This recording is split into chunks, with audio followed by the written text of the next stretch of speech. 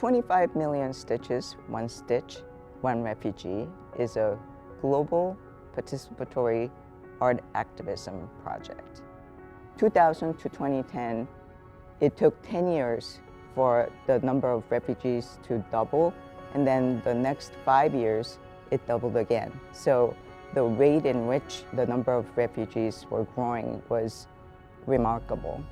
A refugee trying to put his child on a boat, perhaps knowing that he's never going to see her again, just stayed in the back of my mind.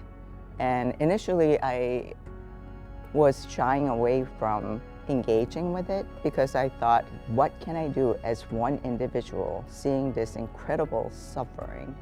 I had an opening of the heart, and I was following the UN Refugee Agency's report. And in 2019, the number had reached over 25 million. And I wanted to see how big this number was. So I decided to do a data-driven work, make a single mark and repeat it 25 million times. House it in one space to understand how big 25 million is. I mean, it's hitting people here, and that's what it's supposed to do. And art, in the best sense, does that. Humanity, it values the human condition. Refugees are people who are fleeing either extreme weather, genocide, persecution. ISIS came, I was like, we don't want you anymore here. You know, leave or die. And they're the ones who leave their border, their country, because they have no other option but to do that.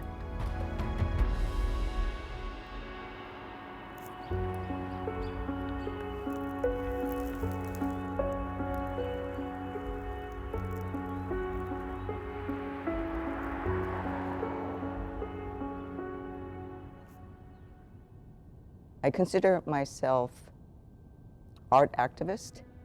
I use my art to raise awareness about environmental issues and social justice issues. My name is Jennifer Kim Sohn, and I'm a fiber artist. I'm from South Korea.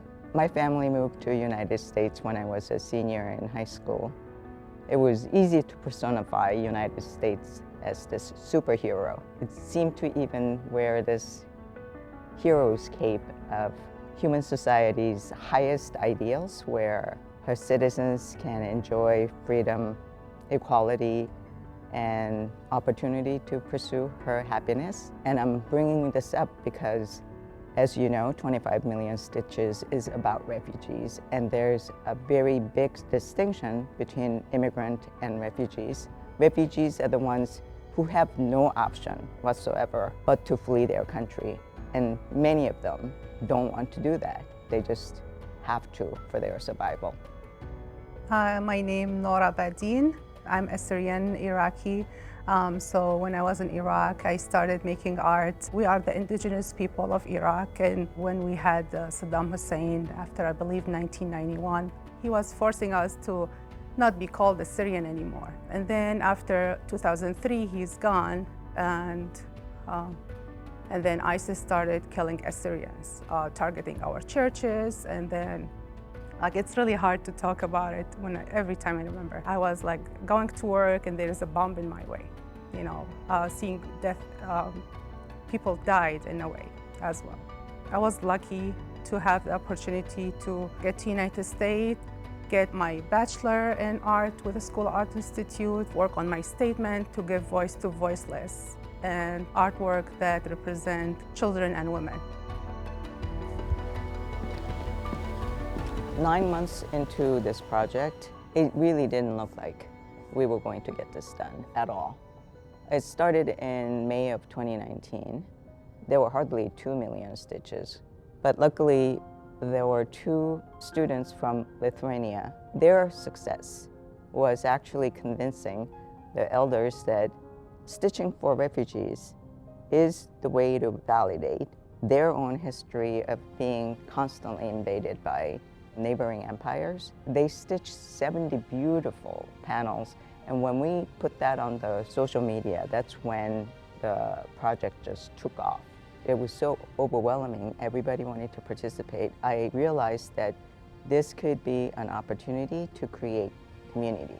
So within 3 months, our community accomplished what seemed impossible: gather another 23 million stitches. So the first part of the project is for you to get to know one another by talking about, this is a community for me because, and then you come up with a design that represents that concept. So let's make bold visual statement and use the stitching to enhance your concept.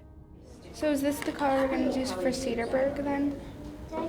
It's a beautiful portrait of Presley. She told us a story about how the community in Cedarburg are so lovely and friendly, even strangers. They help you right away if they know you are in trouble or need any kind of help. Refugee crisis is a symptom of a much larger problem that we need to address: extreme weather. More than half of refugees worldwide are climate refugees, which means that any of us could be displaced. And the average number of years the refugees stay in the camp is 17 years. The way we degrade the environment is from how much we spend and how much we produce. That's not something that could be addressed with policies. It's something that all of us can do. Sharing that burden so that it's a little lighter for the people who are experiencing it. Number one goal was to make sure that we showed every panel.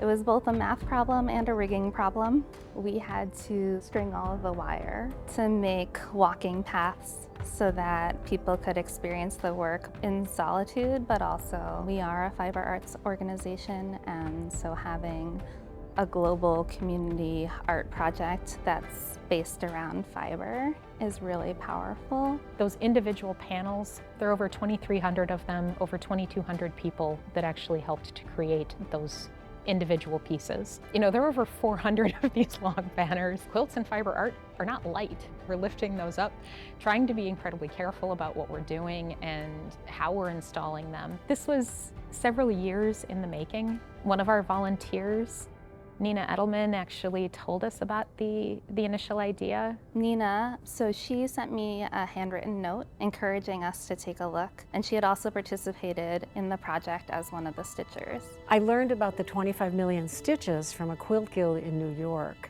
who decided to take it on as a project. I saw what these members, men and women, did, and I was blown away. I thought, well, I should finish my panel and have it about the southern border. I did a quick little map of Texas, Arizona, New Mexico, and people going to the border. But also I thought about my 4 grandparents. One set of grandparents was blocked from getting into this country, so went to Cuba and became Cuban citizens, actually, before they could emigrate. So some people chose to incorporate objects from their family history. You know, their ancestry comes from a different place. Unless we're Native American, we are all immigrants.